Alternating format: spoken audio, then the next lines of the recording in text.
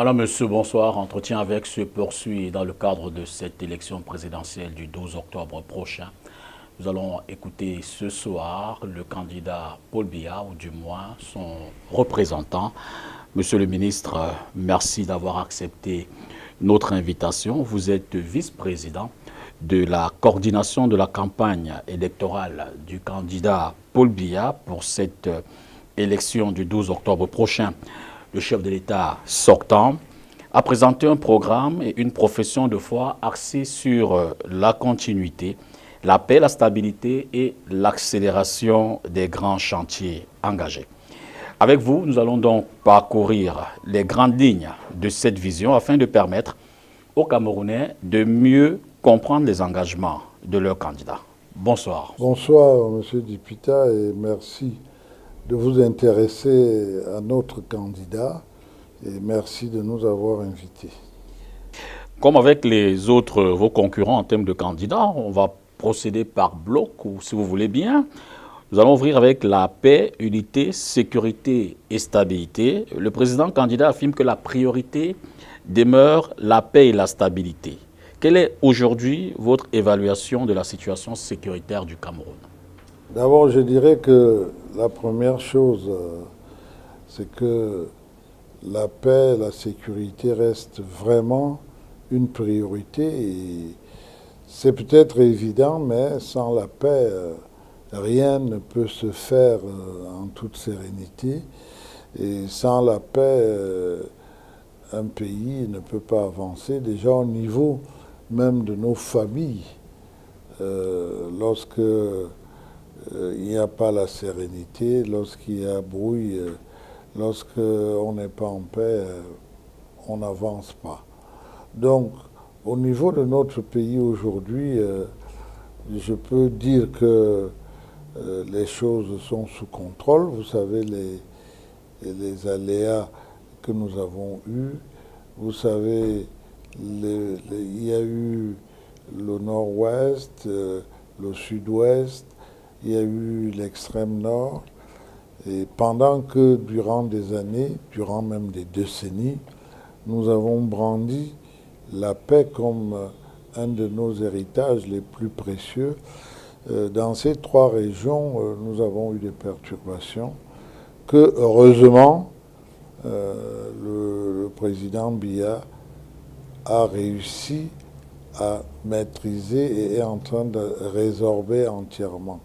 Que ce soit le problème du nord-ouest, du sud-ouest, que ce soit celui de Boko Haram dans l'extrême nord, puisque la reconstruction a été relancée.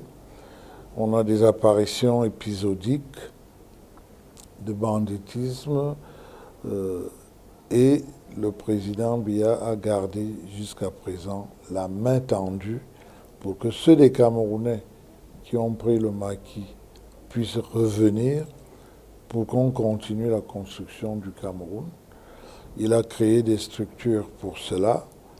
Ces structures font leur preuve aujourd'hui et entrent dans les structures de développement, les structures d'insertion de nos jeunes qui reviennent de plus en plus.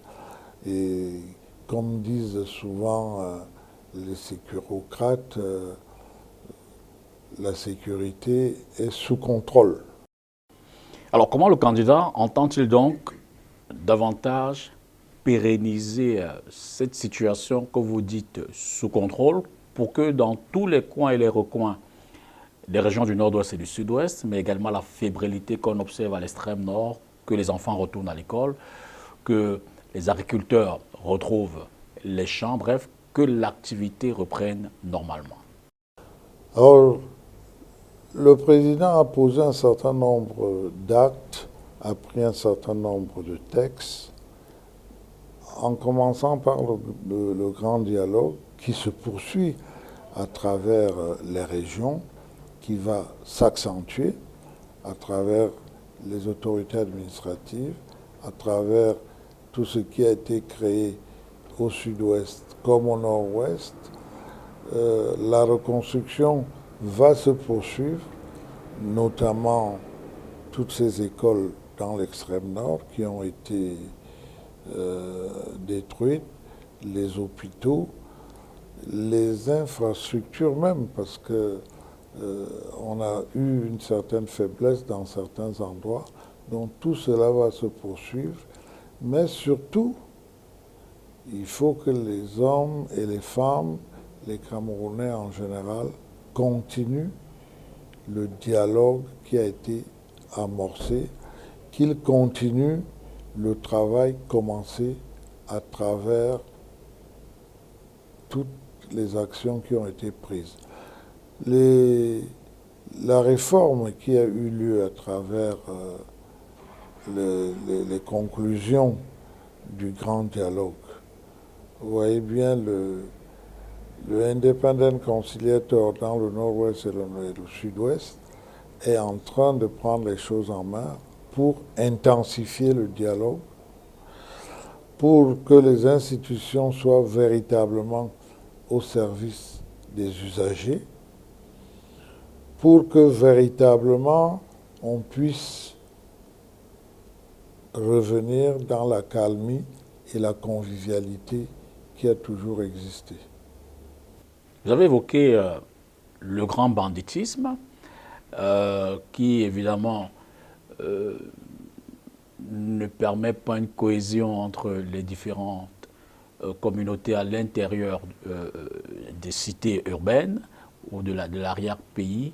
Y a-t-il dans le programme du candidat président sortant des propositions faites qui seraient peut-être pour que ce phénomène-là ne perturbe plus les citoyens? Mais les propositions sont claires. La sécurité va se renforcer d'abord à travers les forces de maintien de l'ordre qui sont restées présentes.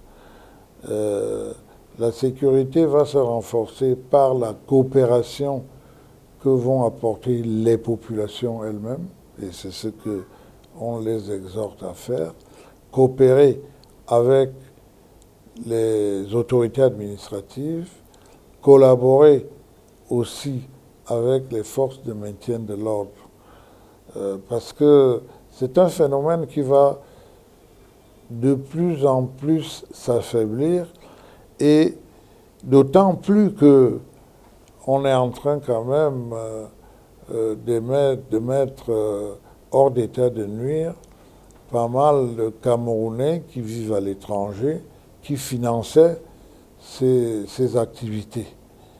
Donc je crois qu'avec la coopération des populations, le phénomène va certainement s'estomper.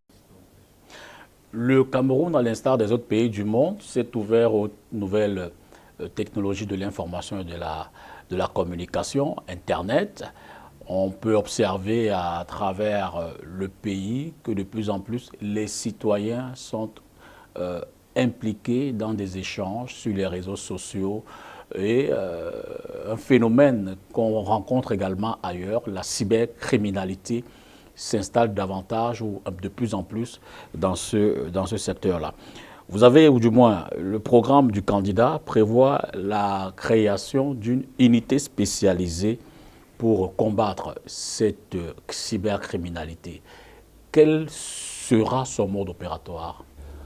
Bon, d'abord, il faudrait se réjouir que le candidat aujourd'hui, Paul Biya, hier président de la République, a décidé de faire un saut dans les nouvelles technologies et il a invité très vite les Camerounais à aborder les nouvelles technologies. Mais ces nouvelles technologies arrivent avec leur lot de criminalité. C'est ce que vous avez appelé la cybercriminalité. Donc, nous devons nous mobiliser pour combattre cet aspect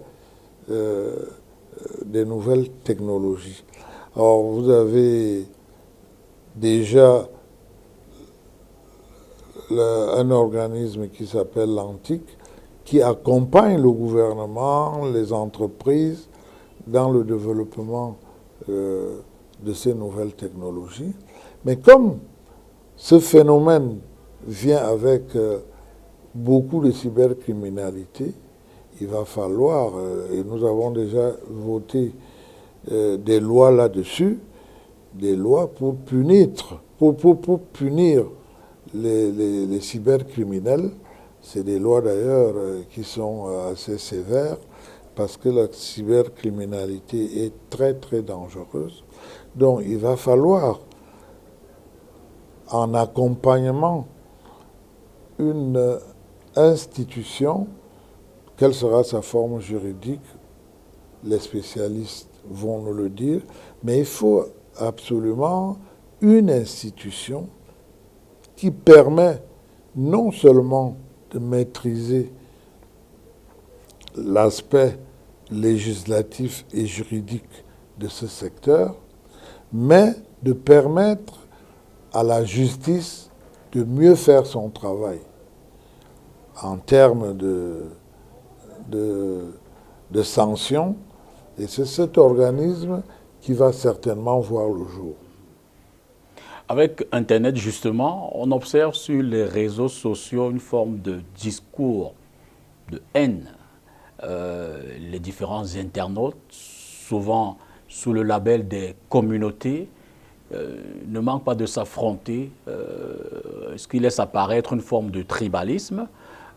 Mais ce tribalisme n'est pas que sur les réseaux sociaux, on peut, dans une certaine mesure, le vivre également au quotidien. Un discours, évidemment, qui menace la cohésion nationale. Le candidat président a-t-il un projet précis, des mesures concrètes pour lutter contre ce fléau, finalement le fléau, et qui sait peut-être l'éradiquer?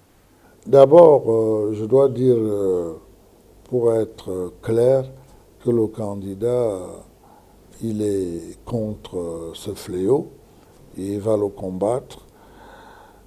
Ça, c'est certain. Y a-t-il une recette particulière? Je ne crois pas qu'il y ait une recette particulière, mais nous sommes dans un pays où nous avons des identités. Il faut donc essayer de ne pas seulement aggraver ce qu'on entend. Ce n'est pas parce que quelqu'un me dit que je suis un Ewondo qu'il est tribaliste, lui. Ce n'est pas parce que je dis que quelqu'un d'Edo ou qu'il est à quoi que je deviens tribaliste. Ce sont nos identités. Il ne faut pas leur donner absolument une connotation négative. Maintenant, les actes de tribalisme peuvent nous aider à sortir de là, c'est-à-dire que nous devons essayer de vivre comme si nous sommes des enfants tous d'un même pays, d'une même nation. Nous avons des objectifs convergents. Le candidat, déjà, par sa façon d'être, par sa façon de faire, par les discours qu'il fait, montrer que nous sommes tous et nous devons tous rester les enfants du Cameroun. C'est par les actes qu'on doit pouvoir montrer qu'on n'est pas tribaliste ou on est tribaliste. Voyez-vous, dans certaines administrations, dans certaines entreprises, vous vous retrouverez avec des gens d'une seule tribu. Ça peut tenir à beaucoup de raisons sans que les gens soient nécessairement tribalistes. Quand je monte une entreprise individuelle, ça peut me paraître normal que la première personne que j'appelle à mes côtés soit ma cousine, mon cousin, mon oncle. Cela ne signifie pas absolument que je suis tribaliste, mais ça peut aussi dénoter que j'ai devant moi deux candidats d'égale valeur. Je vais privilégier celui qui est mon cousin ou mon oncle. Ça devient vraiment du tribalisme. C'est pas bon de parler souvent de soi, mais je vais vous dire que quand vous regardez dans une certaine catégorie de personnalité, quand je deviens ministre, je trouve mon prédécesseur qui prenait pratiquement dans sa retraite, et je demande à son chef de secrétariat particulier s'il est disposé à travailler avec moi. Je l'ai gardé, mais vous verrez d'autres ministres qui ne peuvent prendre que leur cousin ou leur frère, leur cousine. Ça peut être des contingences, mais fondamentalement, nous ne sommes pas fondamentalement tribalistes. Et puis, les nouvelles professions se sont créées, les influenceurs, qui aggravent ces phénomènes dans les réseaux sociaux. Donc je crois qu'il ne faut pas nécessairement amplifier ce que disent les influenceurs ou ce que certains influenceurs veulent faire croire. Les propos tribalistes ne sont pas bons, c'est vrai, nous les condamnons tous, mais n'aggravons pas les choses et je crois qu'elles doivent être relativisées. Parlons à présent des questions de liberté et de démocratie. On le sait, un certain nombre de partis politiques, d'ailleurs, vos concurrents, certains de vos concurrents à cette élection, mais bien au-delà aussi, des organisations de la société civile et même les différents rapports de ELECAM s'agissant des précédents scrutins, ont remis en cause un certain nombre d'aspects du code ou du système électoral. Une question, on le voit, qui est au cœur de votre programme, et d'ailleurs un programme qui parle d'améliorer les règles électorales pour des élections transparentes et inclusives. De quelle manière? Mais vous savez, les élections au Cameroun, comme dans la plupart des pays du monde, sont régies par des lois. Le président Paul Biya, aujourd'hui le candidat, est resté à l'écoute pendant 7 ans. Il a entendu des critiques qui venaient de partout, parfois même de son propre camp. Donc, il me semble normal que le président Biya examine tout ça et il verra qu'est-ce qui peut être fait. Vous avez même vu un des candidats a abordé à une réception au Palais de l'Unité le président de la République sur le code électoral. Il y a des partis politiques, effectivement, qui ont travaillé là-dessus. Donc, il y a des suggestions qui lui sont faites. Il reste à l'écoute et c'est la preuve qu'il est un des rares hommes politiques qui reste à l'écoute du peuple. Donc, étant entendu que c'est un domaine qui est régi par la loi, il ne peut pas décider tout seul qu'on va faire ceci ou cela. Il va proposer des réformes. Il va proposer des réformes. Donc, ça montre qu'on est peut-être à la veille d'une amélioration de notre code électoral. Et peut-être plus. La démocratie se nourrit des libertés, les libertés d'expression, la protection des journalistes, des questions qui, évidemment, ces dernières années n'ont pas forcément mis le Cameroun à l'échelle en termes de classement des premiers pays respectant les droits des journalistes. Nous-mêmes, à STV, nous avons été, il y a quelques mois seulement, quelques semaines, victimes d'une violation de nos droits en termes de pratique du métier. Dans ce domaine, plus de droits, plus de protection. Pour nous, on peut être rassuré si au soir du 12 octobre, le candidat Paul Biya a été réélu, Monsieur le ministre. Je voudrais vous dire que si le candidat Paul Biya est réélu, il ne va faire qu'avancer. N'oubliez pas d'où nous venons. N'oubliez pas d'où nous venons. Lorsque le président Biya arrive à la magistrature suprême, vous savez, il n'y a pas encore de télévision au Cameroun, mais la presse écrite, vous savez que pour sortir un journal, il fallait aller déposer la morasse au MINAT et on vous donnait le OK. S'il y avait 2 ou 3 articles qui ne plaisaient pas à celui qui censurait, il barrait les articles Et vous voyez des journaux qui sortaient parfois avec des demi-pages ou des pages entières sans rien. Lorsque les gens se retrouvaient, même en famille, je peux vous dire qu'à l'époque, un mari apprenait quelque chose au quartier, il ne voulait pas rapporter ça à sa femme parce qu'il ne savait pas où sa femme pouvait parler et ce qui pouvait devenir. Les gens disparaissaient parce qu'ils avaient dit des choses. Donc je crois qu'il ne faut jamais oublier d'où on est parti et où on venait. Aujourd'hui, je ne suis pas sûr qu'on peut se plaindre de liberté au Cameroun. La démocratie, comme vous avez dit, se nourrit de liberté. Mais n'oubliez pas que la liberté, il y a un adage très bien connu qui dit que la liberté des autres finit là où la mienne commence. Alors, la démocratie se nourrit aussi des lois et des règles. La démocratie se nourrit des lois et des règles. Vous devez respecter les lois et les règles qui existent.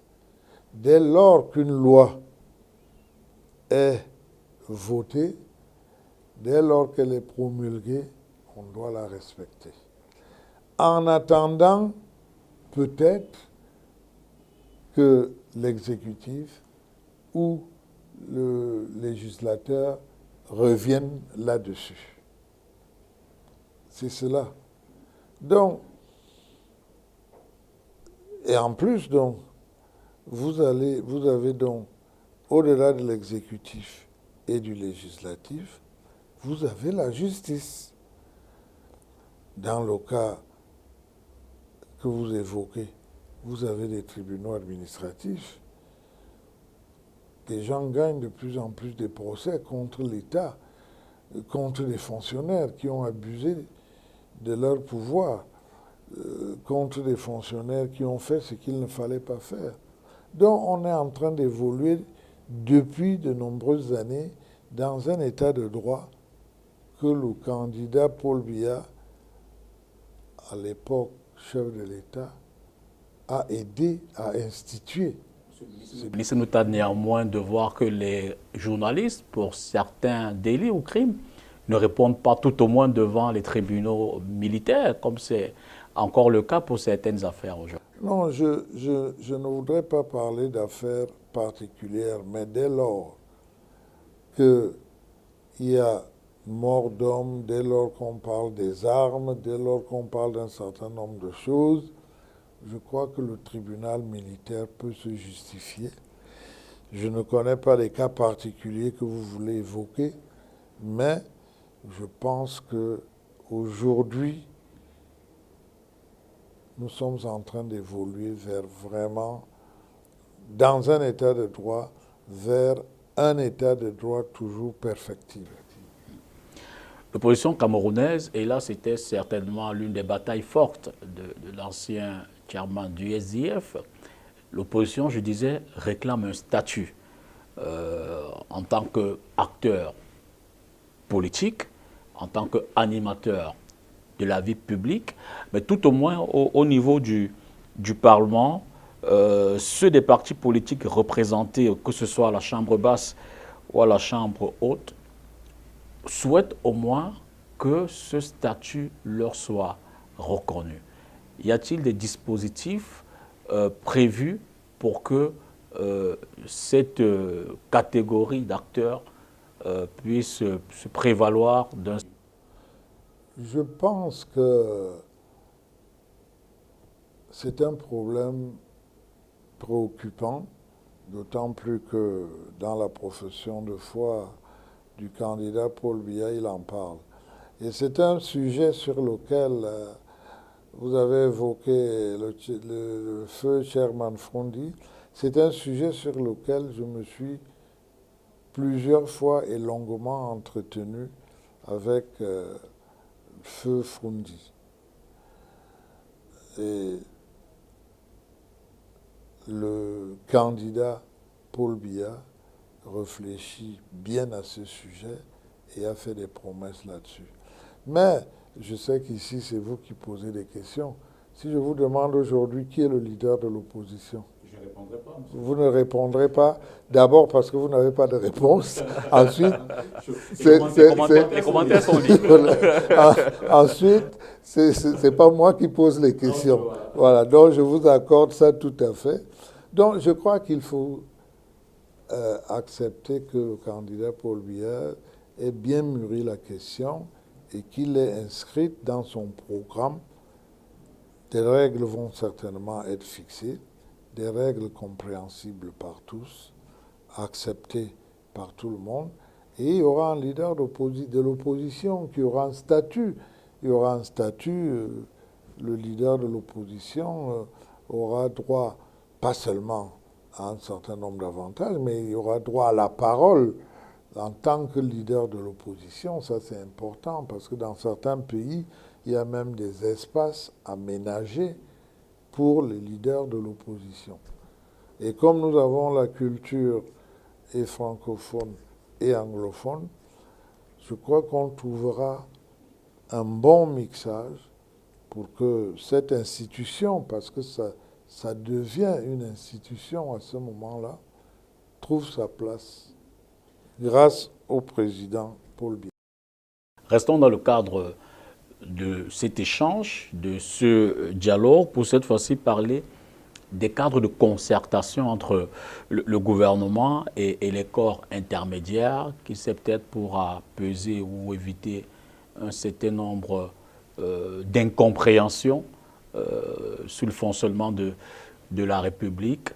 Dans ce chantier, quelles sont vos prévisions? Alors, les prévisions sont très ouvertes.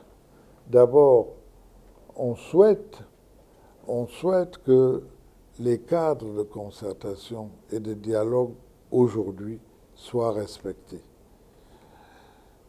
La décentralisation que les Camerounais ont souhaitée devient réalité. Les conseils municipaux sont des cadres de concertation. Les conseils régionaux sont des cadres de concertation. L'Assemblée nationale est un cadre de concertation par excellence. Le Sénat aussi. Maintenant, les corporations ont des cercles de concertation importants. Les chambres de commerce, chambres d'agriculture. Pour parler un peu d'un secteur dont j'ai la charge aujourd'hui, nous avons des cercles de concertation que sont les syndicats, les confédérations syndicales. Et vous verrez que dans ces cercles, il y a eu beaucoup d'échanges et beaucoup de dialogues qui ont permis des évolutions. Les gens n'ont pas eu besoin de descendre dans la rue ou d'aller brûler des voitures pour voir le SMIC migrer comme il a migré depuis quelques années. Les conventions collectives ont été négociées, les salaires ont augmenté. Vous avez des secteurs entiers de l'économie camerounaise où vous n'avez pas un salaire de moins de 150 000, c'est-à-dire le balayeur ne gagne pas 150 000. Ça a été négocié, c'est des conventions collectives qui existent aujourd'hui où le plus petit salaire d'une entreprise est à ce niveau-là. Donc je crois que le président Biya va poursuivre dans le renforcement du dialogue social en particulier, pour améliorer la condition des Camerounais. Terminons cette partie consacrée aux libertés et à la démocratie en parlant des personnes vulnérables, une catégorie de personnes qui, évidemment, fait partie du programme de la profession de foi de votre candidat. De ce type de personnes, qu'entrevoyez-vous, monsieur? Pour ce type de personnes vulnérables, parce que ça va des plus jeunes aux plus âgés, il va falloir renforcer la politique déjà qu'il a commencé aujourd'hui, et depuis quelques années, je voulais dire, qui permet déjà d'avoir des structures qui prennent vraiment en charge ces Camerounais et peut-être les concentrer à moins de départements ministériels qui vont véritablement les prendre en charge. Il s'agira véritablement de renforcer la sécurité nationale. Vous savez, les actions du président Biya sont soutenues par sa pensée de base, qui est le libéralisme communautaire. Et pour ce cas que vous évoquez, je dirais qu'il y a à la base l'idée de sagesse et l'idée de solidarité. Nos parents s'occupaient des vieillards.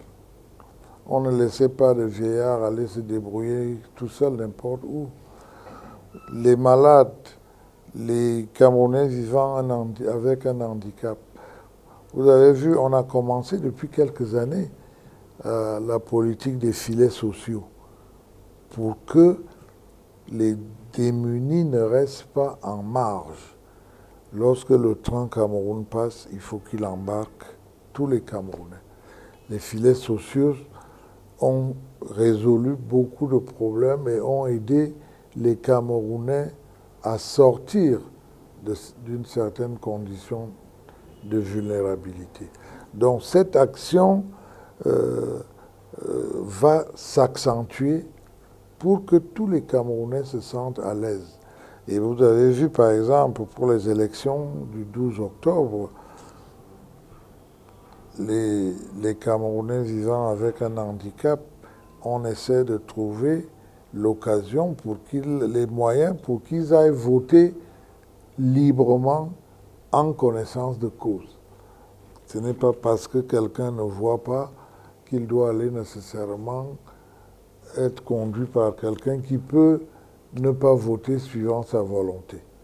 Donc, le président Biya voudrait vraiment que tous les Camerounais vivent pleinement leur liberté, mais aussi pleinement leurs droits. Parlons à présent économie et finances publiques, notamment, et c'est certainement l'une des annonces dans ce secteur d'activité qui retient l'attention. Le candidat Paul Biya parle d'une réforme du Code des investissements. Alors, derrière cela, quels sont les objectifs? Alors, derrière cela, Paul Biya voudrait l'accélération de l'industrialisation. Parce qu'on ne sort pas de la pauvreté, on n'entre pas dans le développement sans industrialisation. Et cette industrialisation va se faire avec nos matières premières, qu'elles soient du sol, qu'elles soient du sous-sol ou qu'elles soient de l'air. Nous allons entrer dans une nouvelle ère. Vous avez vu le nombre d'industries qui sont en train de voir le jour depuis quelques années. Paul Biya a réussi à préserver nos richesses et je ne vous envoie pas à la recherche, mais je voudrais me permettre de dire que partout en Afrique où on a trouvé autant de richesses qu'au Cameroun, tout cela a été souvent accompagné de quelques perturbations, sinon de très fortes perturbations, qui étaient souvent téléguidées de l'extérieur de ces pays. Donc les Camerounais doivent comprendre que Paul Biya a réussi à préserver les richesses du Cameroun. Maintenant, nous allons entrer dans une nouvelle ère où nous devrons valoriser nos richesses, donc faire une incitation à l'investissement, investir par les jeunes, investir par des multinationales, investir avec des entreprises camerounaises. Et c'est tout cela qui crée la richesse et qui doit nous éloigner de la pauvreté.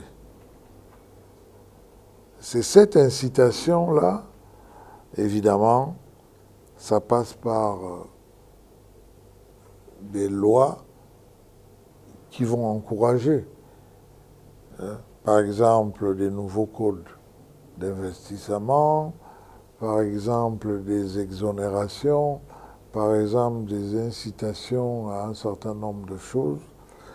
Les spécialistes se mettent au travail, sont déjà au travail, et un certain nombre d'études ont été faites, ont été soumises aux candidats. Et je pense qu'en faisant allusion à ça, le candidat annonce déjà les mesures qu'il prendra pour qu'on décolle véritablement vers l'industrialisation du Cameroun. Dans la même lancée, un soutien fort à l'entrepreneuriat camerounais est nécessaire, surtout pour ce qui concerne les petites et moyennes entreprises, les très petites entreprises. Quand on sait également qu'une PME a une espérance de vie qui tourne autour de 3 à 5 ans, pour dire combien la fébrilité est encore courante dans ce secteur, comment entendez-vous protéger déjà ces PME camerounaises nationales face aux mastodontes? Je crois qu'il faut d'abord rappeler à nous les Camerounais que la meilleure protection qu'on puisse avoir, d'abord, c'est la protection de soi-même. Il faut que nous voulions déjà nous-mêmes nous protéger avant de solliciter la protection du gouvernement. Et là-dessus, le président Biya a commencé à prendre des mesures d'incitation et de protection de l'entreprise camerounaise. Vous savez, il y a une loi qui a été récemment vue, celle de la sous-traitance, qui va obliger les grandes entreprises à sous-traiter. Ça ne veut pas dire que les petites entreprises camerounaises ne peuvent pas prétendre à des gros contrats, mais chacun mesure ses forces avant de soumissionner. Donc, il y a cette loi sur la sous-traitance. Il y a eu des organismes financiers qui se créent parce qu'un de nos problèmes, de nos PME, c'est le financement, c'est aussi la fiscalité. Mais je voudrais vous dire que le président a pris des mesures en lançant le ministère des PME. Ce ministère un des rôles de ce ministère est d'aider la petite entreprise à progresser, à entrer dans le monde formel et à grandir. Il y a la banque de la petite et moyenne entreprise qui a été créée.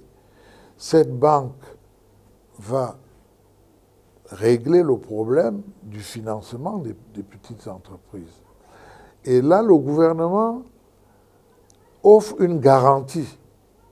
En plus, le gouvernement va offrir, c'est déjà d'ailleurs quelque chose qui est en train de se mettre en place, et le président rappelle que c'est un levier important à maintenir, une garantie de plus de 200 milliards pour les petites et moyennes entreprises dans toutes les banques.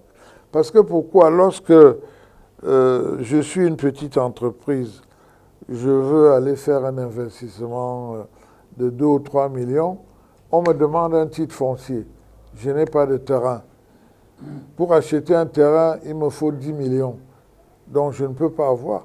Donc il y a une garantie que le gouvernement doit donner aux petites entreprises. C'est le soutien déterminant, j'insiste sur déterminant, que le candidat apporte à ces entreprises. Ensuite, le passage de l'informel au formel est encadré par des organismes. Donc je crois que parfois, les gens ne savent pas ce qui se passe, mais il se passe beaucoup de choses. Vous avez vu récemment la réforme de la SNI. La réforme de la SNI est fondamentale et importante pour les entreprises camerounaises. Bon, on va me dire, elle se met en place très lentement, mais je vais leur répondre tout simplement que ça tient du style du candidat Paul Biya. Prudence, efficacité et réussite. Il examine, il analyse, il s'engage et on réussit à faire. Donc, il vaut mieux aller doucement, mais les canons sont bien tracés, les dispositions sont en train d'être prises pour que toutes ces réformes réunies puissent permettre vraiment un encadrement efficace, et particulièrement pour les jeunes gens ou jeunes femmes, ils ont un boulevard ouvert avec toutes ces mesures. La création d'une banque de développement rural est également envisagée et même annoncée pour éventuellement le prochain septennat.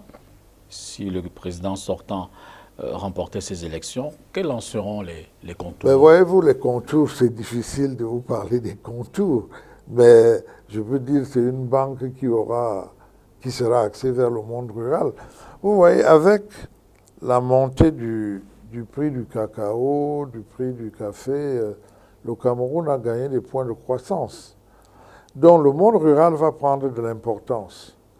Il va falloir qu'on encadre mieux ce monde rural parce que n'oublions pas que l'agriculture a été un élément du moteur de notre développement important et qu'il le demeure encore. Donc il faut encourager les jeunes qui veulent s'engager dans l'agriculture. Et je vais reprendre quelque chose que M. Tony Obama dit parfois, c'est qu'on n'est plus au stade seulement où on est planteur de plantains, mais il faut devenir exportateur de plantains. Donc on passe d'un métier très terre à terre, celui de planter les plantains, à un autre plus industriel d'exporter les plantains. Ça veut dire qu'on doit absolument augmenter les productions de nos matières, de nos produits agricoles. Et si cette augmentation est effective, vous voyez comment les choses s'améliorent automatiquement pour tout le monde. Donc, ce que le président Biya propose n'est pas une vue de l'esprit. C'est une réalité. En la mettant en œuvre, on va changer notre pays positivement et non changer le changement. Je rappelle, chers amis téléspectateurs, que nous sommes avec Grégoire Oona, sous sa casquette de vice-président de la coordination de la campagne du président sortant, le candidat Paul Biya. Il s'agit de l'élection du 12 octobre prochain. Et avec lui, on parcourt son programme, sa profession de foi, les promesses, si jamais il était réélu le 12 octobre au soir. Alors, monsieur le ministre, le candidat promet une lutte plus ferme contre la corruption. Le Cameroun, dans ce domaine, n'a pas toujours été un exemple. On a souvent occupé le haut du tableau en matière de pays corrompus. Alors, dans cet engagement, qu'est-ce qui changera réellement, sachant que c'est un fléau, une gangrène qui, évidemment, freine grandement le développement de notre pays? Je pense que, pour ceux qui savent observer, ça a été aux avant-postes du programme du président Biya lorsqu'il arrive. Certainement parce que le président Biya s'était occupé en tant que Premier ministre longtemps du secteur économique, donc il savait certainement ce qui s'y passait et surtout il en connaissait les méfaits. Donc la corruption, pendant longtemps, il a prévenu. Il a prévenu. Il a prévenu. Et à un moment donné, vous avez donc vu, on a commencé à sanctionner. Et malgré la mise en place de certains organismes comme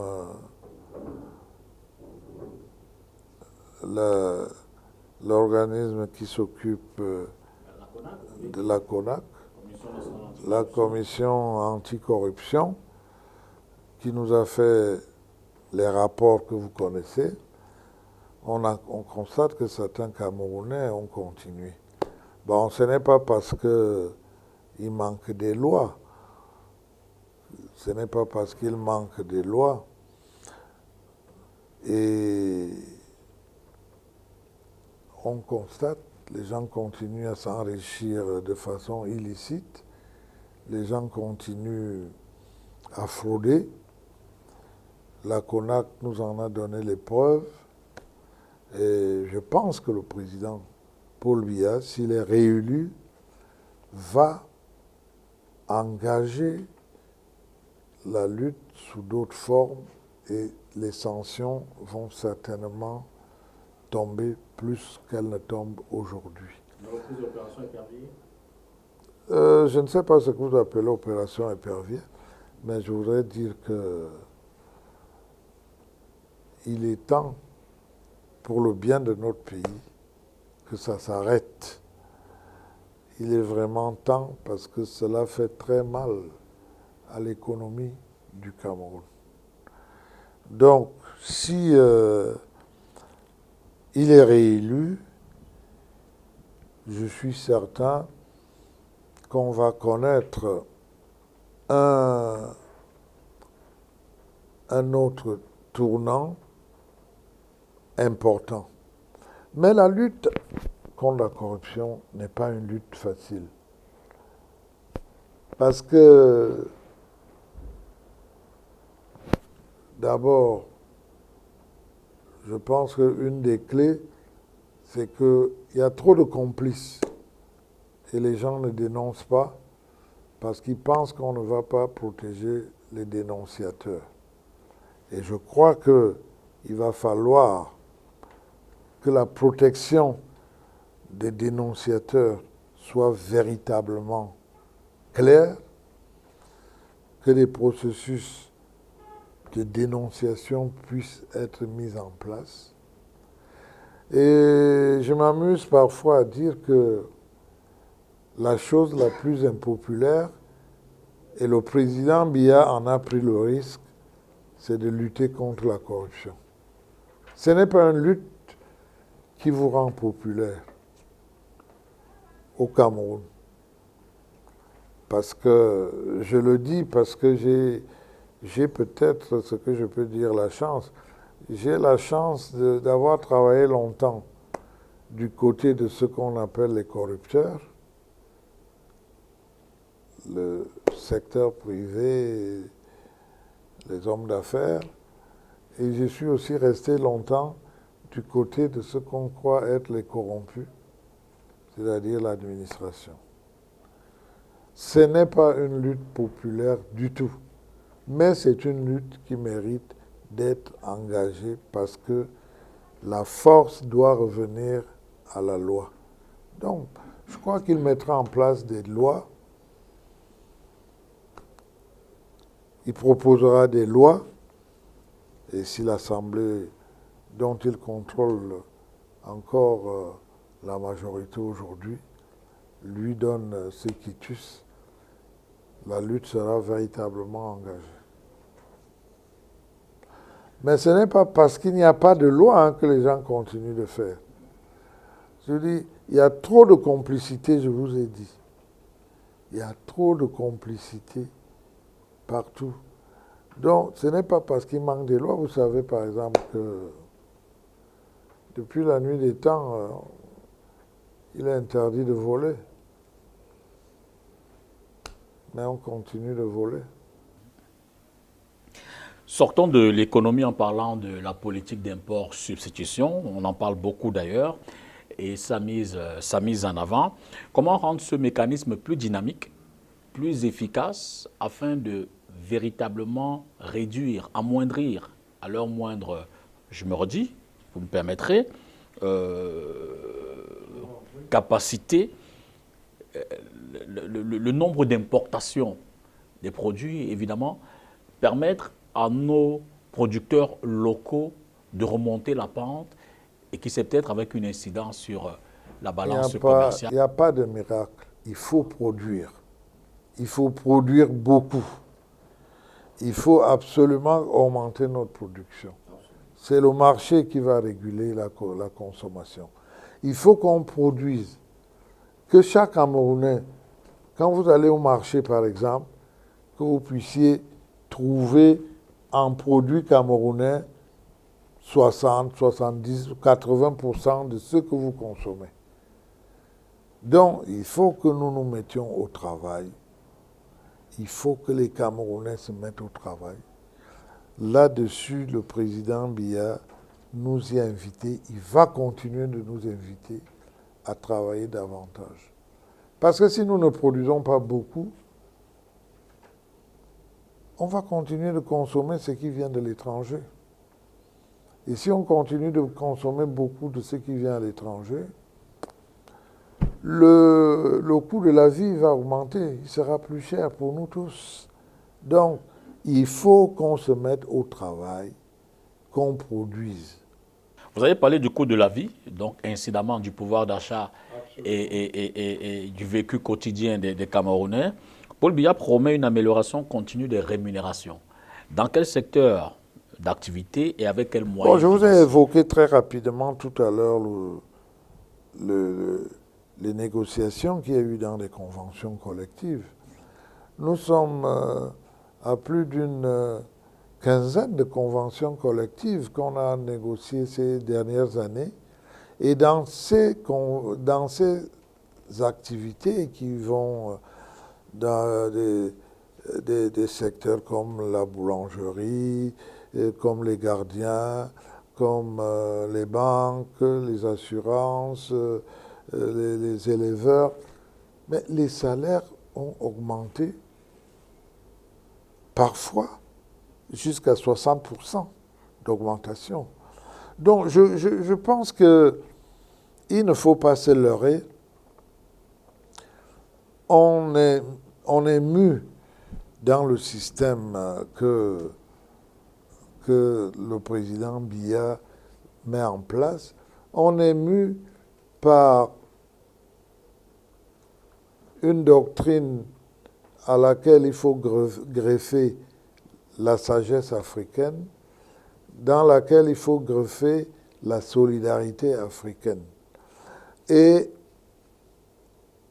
vous voyez, ce n'est pas un coup de baguette magique. J'entends des gens dire qu'ils vont augmenter le SMIC à 200 000, 300 000, mais ils ne savent même pas ce que c'est que le SMIC. Mais c'est une discussion entre l'employeur et l'employé.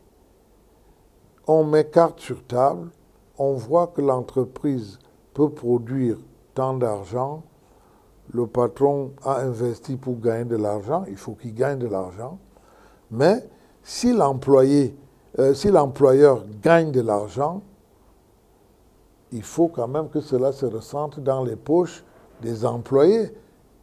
Donc on discute, on indexe les salaires sur les rendements et en fonction de l'inflation.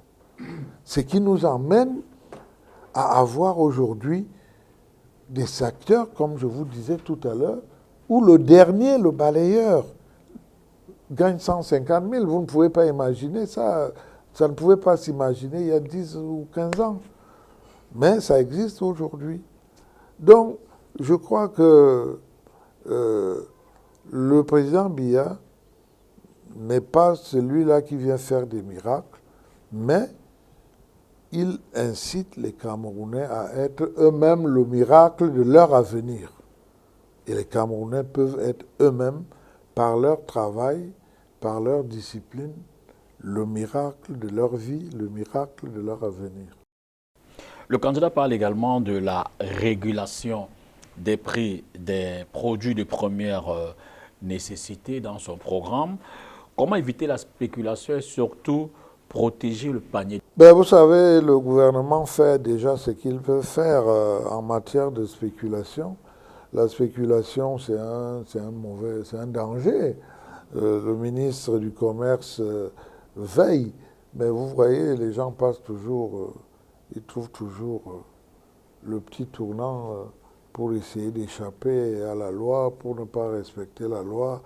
Vous avez vu des usines d'embouteillage des boissons dangereuses dans les quartiers. Vous voyez des gens qui viennent vendre n'importe quoi à n'importe quel prix. Il y a un côté que nous oublions souvent, c'est le civisme. Le civisme des Camerounais. Alors, si nous produisons beaucoup, nous aurons des stocks. Cela va déterminer les prix, il n'y aura pas l'inflation. Il faut produire, il faut produire, il faut réguler le marché par les systèmes modernes qu'on connaît. S'il y a des ruptures de stock, vous savez ce que les commerçants véreux font, hein? Ils augmentent les prix. Ça crée l'inflation. Donc, et il faut que nous soyons tous vigilants. Nous devons pouvoir dénoncer ce qui ne va pas. Nous sommes parfois tous complices. Nous sommes parfois tous très complices de ce qui se passe. Et après, on se plaint.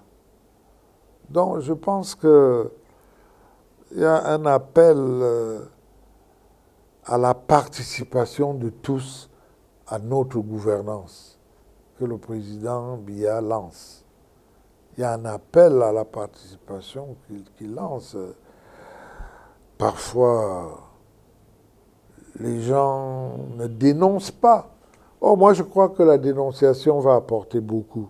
Moi, je crois personnellement que la dénonciation va apporter beaucoup. Et probablement qu'on n'est peut-être pas encore très bien protégé. Et il y aura probablement des législations très fortes pour protéger les Camerounais qui dénoncent ce qui ne va pas. Des secteurs d'activité comme l'eau, l'électricité, le logement, le transport sont également évoqués dans ce programme. Comment, Monsieur le ministre, sera financé tout cela, sachant qu'on parle d'un tarif social? Justement, il faut qu'on parle d'un tarif social pour des denrées comme l'eau, comme l'électricité. C'est important et fondamental. Mais je vous ai parlé de la solidarité qui doit être sur la base de notre gouvernance. Mais il y en a qui paieront pour les autres. Ceux qui gagnent beaucoup vont payer pour les gains petits. Donc, ces systèmes vont se mettre en place. De nouveaux impôts, de nouvelles taxes sur la fortune? Pourquoi pas? Si c'était nécessaire, pourquoi pas? Mais le Cameroun, aujourd'hui, a une économie qui progresse très bien. On n'a pas encore atteint un niveau de taxation où les gens puissent se plaindre. La pression fiscale n'est pas excessive au Cameroun.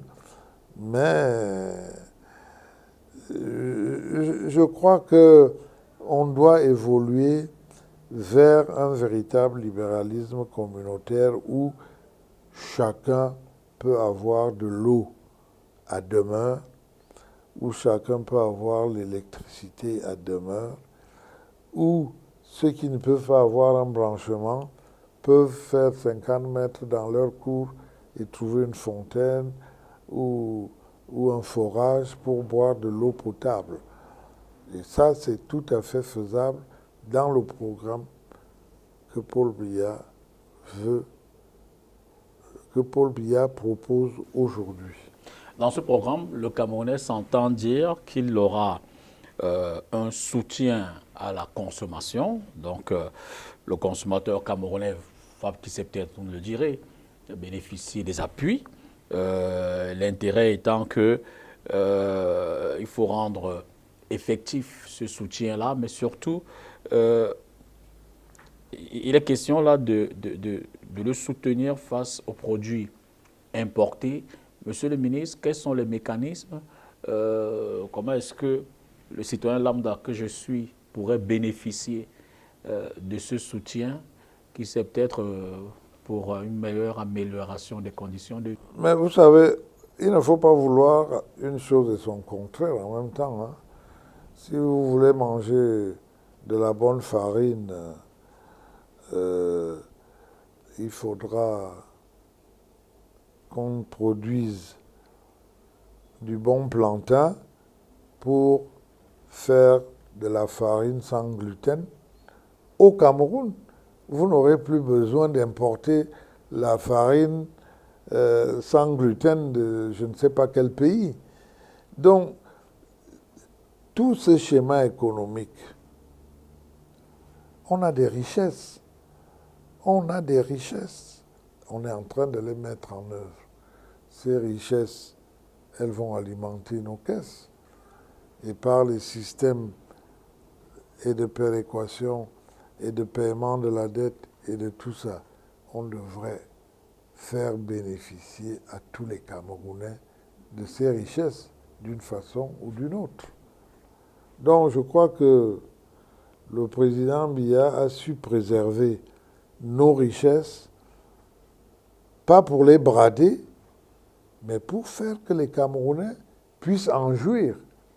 Et dans ce cadre, justement, de faire en jouir, on fera le nécessaire qu'il faut pour que les prix des produits qui devraient être de plus en plus rares, importés, puissent être vendus à des Camerounais. Alors, le secteur informel, on le sait, a encore une part belle pour ce qui concerne les activités économiques. Beaucoup de Camerounais qui n'ont pas forcément une chance de trouver un emploi, soit dans l'administration, soit dans le secteur privé, se sentent obligés d'avoir des activités qui ne répondent pas toujours aux normes et aux lois. Comment qui sait peut-être le stabiliser? Comment ramener ces Camerounais dans le formel ou alors améliorer tout au moins leurs conditions pour que véritablement ils rentrent dans le circuit économique normal? Bien, le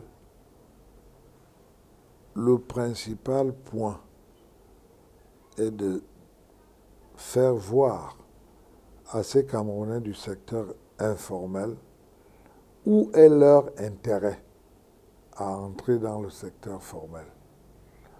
Et c'est ce que le président Biya a commencé déjà à faire parce que notre secteur informel contrôle une très très grande partie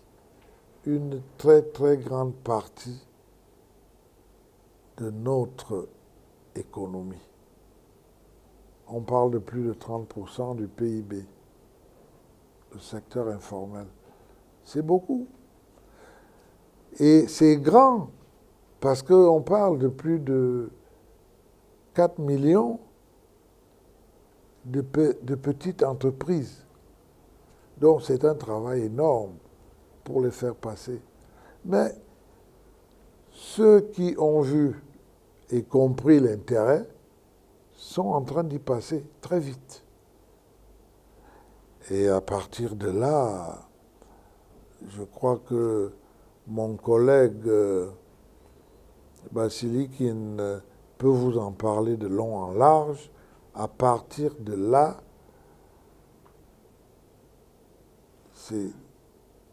une explosion qui peut se faire. C'est vraiment un boom au niveau des petites entreprises. Et le Cameroun, le gouvernement a intérêt à que ce passage soit fait et contrôlé pour en garantir la réussite. C'est important. Parce que c'est un peu un investissement. Le gars qui commence, si lui, il avait ses 1000 francs tous les jours, si vous commencez par lui proposer quelque chose qui fera qu'il n'ait plus que 600 ou 700 francs tout de suite, mais il faut bien expliquer qu'il va peut-être gagner, il va peut-être réduire à 700 pendant 1 mois, 3 mois, 6 mois, mais après, il va peut-être passer à 2000 francs, 3000 francs par jour. Donc, tous ces petits métiers ont besoin d'être pris en main et ils peuvent rapporter beaucoup à l'économie camerounaise. C'est un coup de fouet important que le candidat Paul Biya va donner à ce secteur d'activité de l'entreprise informelle.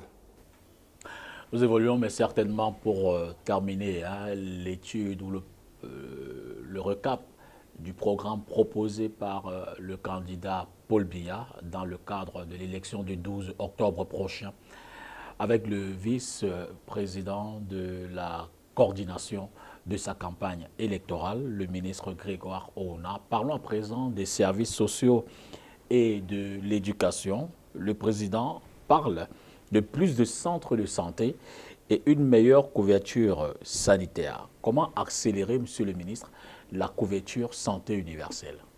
D'abord, les secteurs que vous évoquez sont les secteurs qui emploient le plus de personnel de la fonction publique et près du tiers du budget de l'effectif et probablement un peu plus de la moitié du budget de l'État. Donc c'est des secteurs très importants auxquels d'ailleurs le chef de l'État accorde une importance particulière. Je vais le citer de mémoire lorsqu'il dit à un congrès du RDPC tant que nos enfants ne pourront pas aller à l'école, tant qu'ils ne pourront pas se soigner, tant qu'ils ne pourront pas à l'école, il y a les soins médicaux. Manger à leur faim. Tant qu'ils ne pourront pas manger à leur faim, notre tâche ne sera pas achevée. Il montre par là l'importance de ces secteurs sociaux. C'est vraiment fondamental. Donc, il a commencé parce qu'il sait que l'éducation est importante. Vous avez vu l'orientation qu'il a donnée. Il a libéralisé avec un contrôle très important l'enseignement. On a 11 universités d'État au Cameroun aujourd'hui. Nous avons plus de 400 instituts privés supérieurs au Cameroun. Je crois que c'est un bond énorme. On avait dans une ville comme Yaoundé un seul lycée quand il arrive. Aujourd'hui au Cameroun, on compte au moins un, si ce n'est pas au moins 2 lycées par arrondissement. Parce qu'il sait que la formation, c'est important, c'est fondamental. Les hôpitaux ont connu la même évolution. On a maintenant des hôpitaux dans toutes les régions, des hôpitaux de première catégorie. Et le niveau de vie, on a parlé tout à l'heure des salaires, c'est pour que chaque Camerounais puisse manger à sa faim. On n'y est pas encore, mais on se met au travail pour que ça arrive. Que chaque Camerounais puisse avoir 3 repas par jour. Bon, mais je crois quand même qu'au Cameroun, on ne meurt pas encore de faim. dont on mange, mais il faut encore travailler plus parce qu'on peut produire davantage. Donc je crois il va poursuivre ce qu'il a commencé, parce que nous avons encore des classes de 70, 80 élèves. Il faudra encore des écoles, encore des lycées, encore des universités. Et les orientations ont évolué pendant ce septennat et on va accélérer sur ces orientations. On est parti là sur l'université et la professionnalisation. Donc, l'étudiant ne sort plus de l'université pour nécessairement aller chercher du travail, mais il va sortir de l'université pour créer du travail pour lui-même et pour créer des emplois pour d'autres personnes. Cette orientation, il va l'appliquer. Au plan social, c'est important. Au point de vue de la santé, l'option de la CSU, la couverture santé universelle, a été prise. Cette option est une option importante. Il faudra que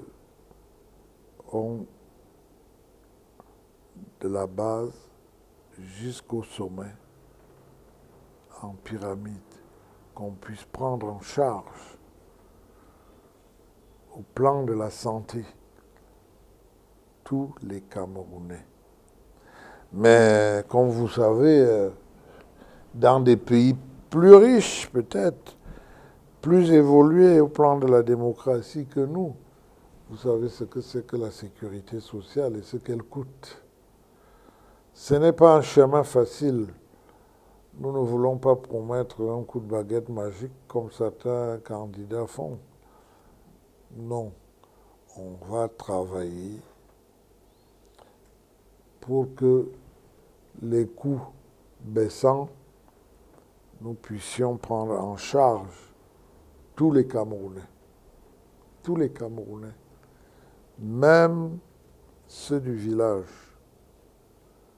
Et ceci qui a commencé déjà par se faire avec les inscriptions qu'organise le ministre de la Santé. Donc c'est une politique pour que vraiment le Camerounais de la base se sente pris en charge. Et aujourd'hui, les statistiques du ministère de la Santé disent qu'on approche déjà les 5 millions qui sont inscrits pour la couverture santé universelle. Vous me direz c'est peu puisque le Cameroun va déjà à près de 30 millions d'habitants, mais il fallait commencer. Le président a commencé. Cela va se poursuivre parce que c'est des chantiers, j'allais dire, irréversibles.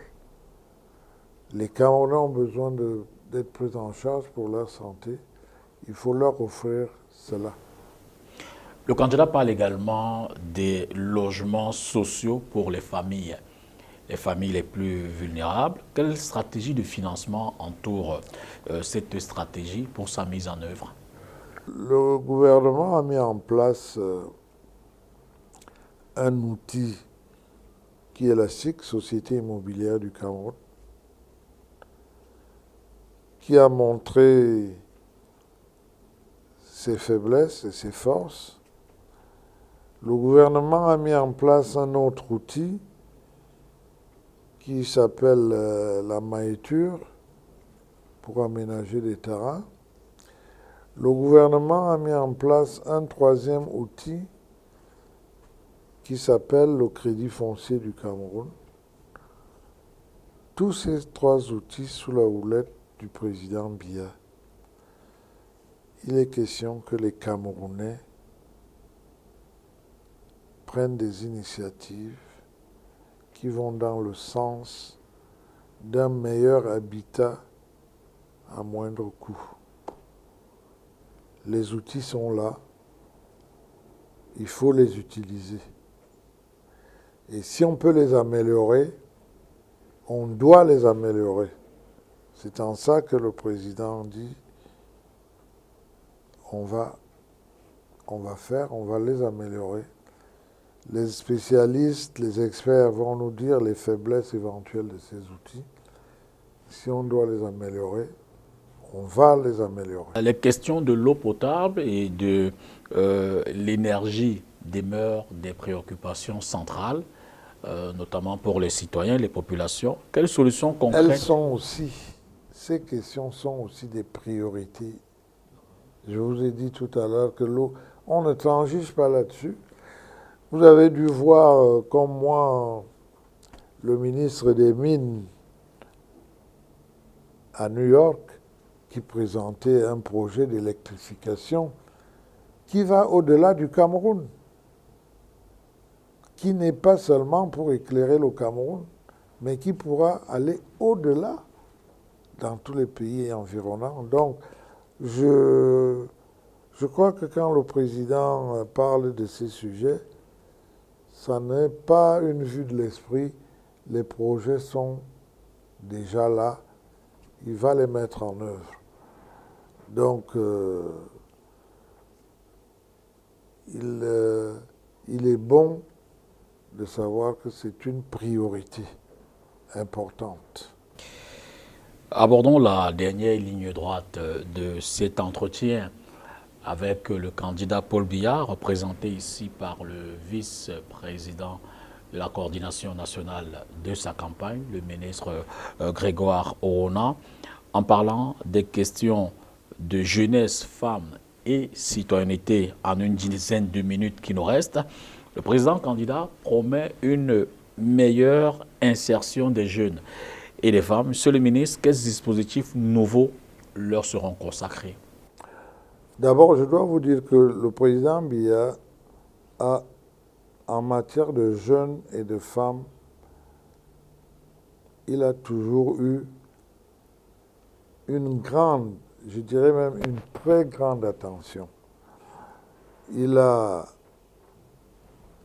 On arrive aujourd'hui à dépasser les 30% dans toutes les institutions du Cameroun.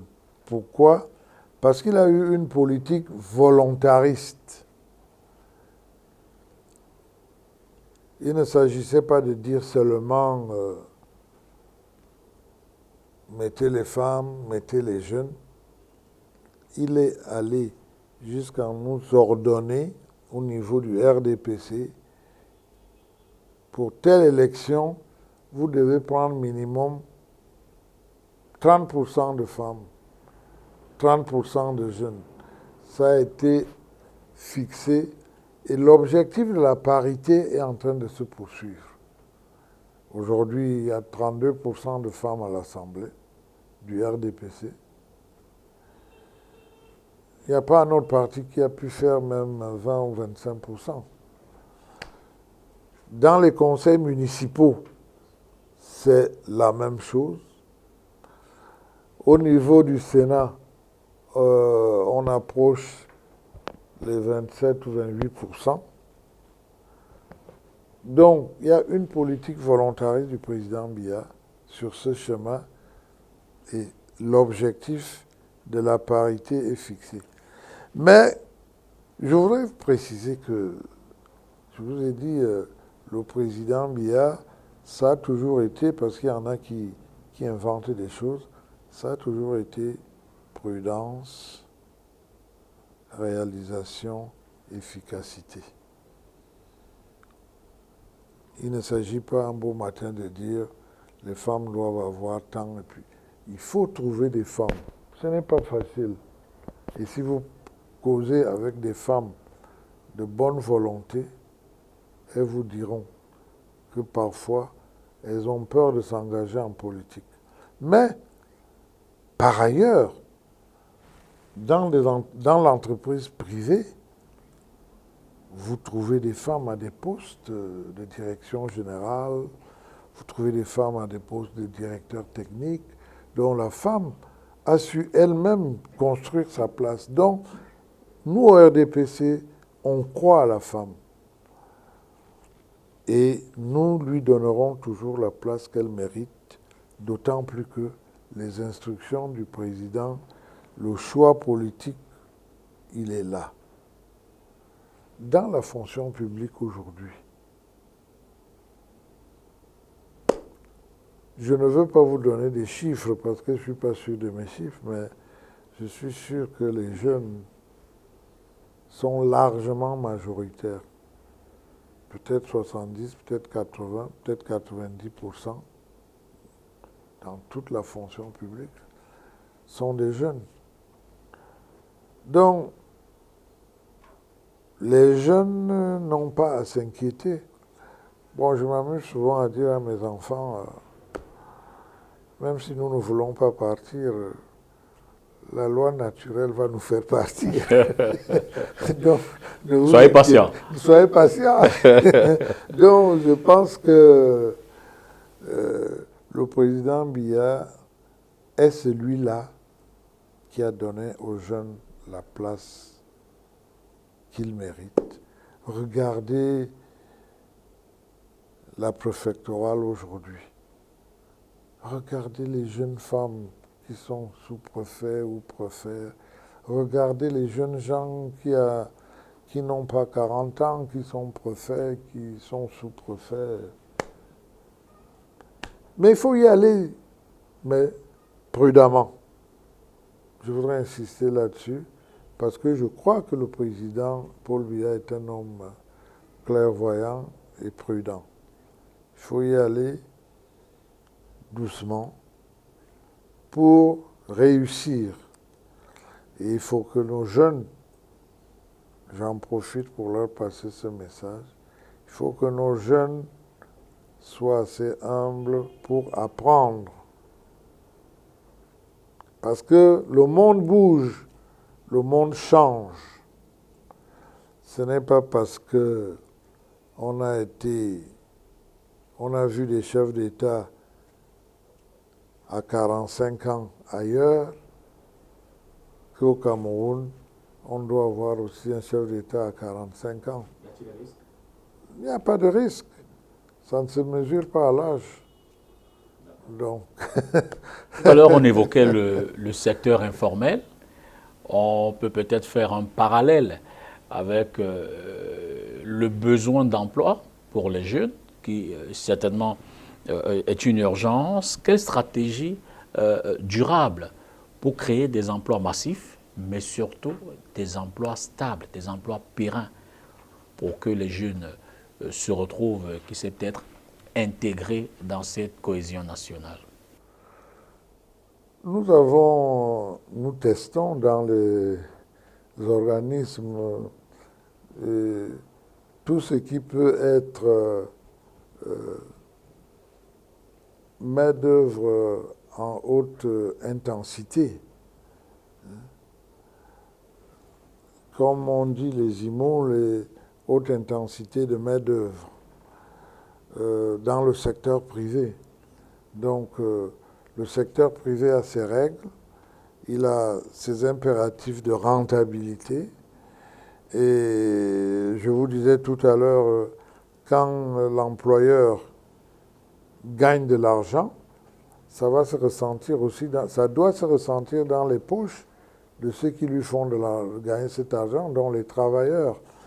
Et si l'entreprise est prospère, l'entreprise va créer des emplois. Et cela va permettre de diminuer le chômage. Si je vous disais que le chômage est un problème mondial, vous allez me dire que ce n'est pas une excuse. C'est vrai.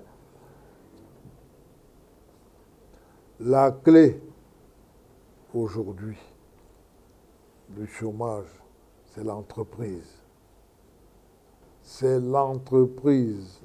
Lorsque on demande à 4 millions de jeunes entrepreneurs de formaliser leur affaire pour que ça devienne des entreprises pérennes, c'est pour que ça crée des emplois, que ça crée de la richesse et que le chômage diminue. Il n'y a pas de miracle sur cette affaire-là. Il n'y a pas de miracle. La fonction publique ne peut pas prendre plus que ce qu'elle prend. Déjà même, moi, je peux vous dire que dans mes fonctions de ministre du Travail, je trouve qu'il y a dans la fonction publique des gens qui ne travaillent pas parce qu'il n'y a pas assez de travail. Ils peuvent travailler 5 heures ou 6 heures peut-être par jour, mais la journée de travail, c'est 8 heures. Et ça doit être 8 heures de travail et 8 heures au travail. Alors, la clé, c'est le développement d'un secteur privé. Et là-dessus, le candidat Paul Biya met un accent à travers toutes les mesures législatives, toutes les mesures stratégiques qui sont en train d'être prises. Dans l'informel, si on parle de 4 millions d'entreprises informelles, l'État, je ne suis pas sûr que l'État a plus de 400 000 fonctionnaires, donc même pas 10%. C'est l'entreprise privée qui va créer l'emploi, c'est l'entreprise privée qui va permettre de résorber le chômage. Et je veux vous dire que c'est seulement en allant mettre ce bulletin blanc avec l'effigie de Paul Biya que ces jeunes vont permettre d'avancer vers cette voie. Ça ne sera jamais par un coup de bâton magique. Parce que moi, je touche ces problèmes du doigt tous les jours. Quand un chef d'entreprise vous dit je gagne 1000 francs, comment vous voulez que lui paye 10 employés à plus de 100 francs? Il ne peut pas. Il gagne 1000. Donc il ne peut payer que 100 francs chacun. C'est des calculs très simples. Donc nous devons tout faire pour que l'entreprise privée se développe. Et cette entreprise privée se développe par les initiatives que prend le gouvernement et que le gouvernement aide les jeunes à prendre. Vous voyez toutes les aides à travers un certain nombre de ministères, tous les projets que le gouvernement finance à travers des entreprises. C'est tout ça qui va faire diminuer le chômage. Ce n'est pas une plaie qui est inguérissable. Monsieur le ministre, nous sommes arrivés au terme de cette émission. Peut-être un dernier point, si vous le permettez, ce sera de convaincre les Camerounais en regardant la caméra du candidat et de nous dire pourquoi est-ce que le bulletin blanc, le candidat Paul Biya, doit être le choix du 12 octobre 2025. Je vais attirer tout simplement que le candidat Paul Biya a la sagesse et l'expérience qui va avec. Le candidat Paul Biya a su garder le Cameroun, a su préserver les richesses du Cameroun. Le candidat Paul Biya est celui qui a donné au Cameroun sa stature internationale et qui a su être un interlocuteur au plan national et international, qui nous a restitué notre liberté et notre dignité d'homme. Je vous ai évoqué au début de cette émission que nous sortons d'une ère où on ne pouvait même pas parler. On est revenu à la liberté. Cela nous a donné notre dignité. Le président Biya est celui qui, dans son modèle de gouvernance, a instauré une méthodologie. Il apprend d'abord, il prévient ensuite, avant d'arriver peut-être à la punition.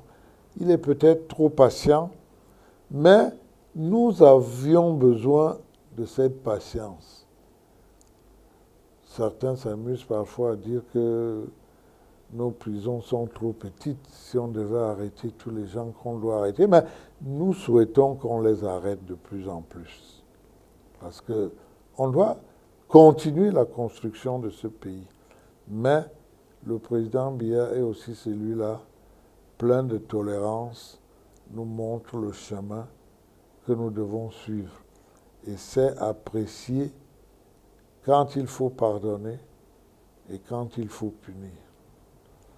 Je crois qu'en mettant ce bulletin blanc avec l'effigie de Paul Biya, nous lui donnons l'occasion de parfaire ce dont il a posé les jalons, et des jalons que nous avons tous appréciés.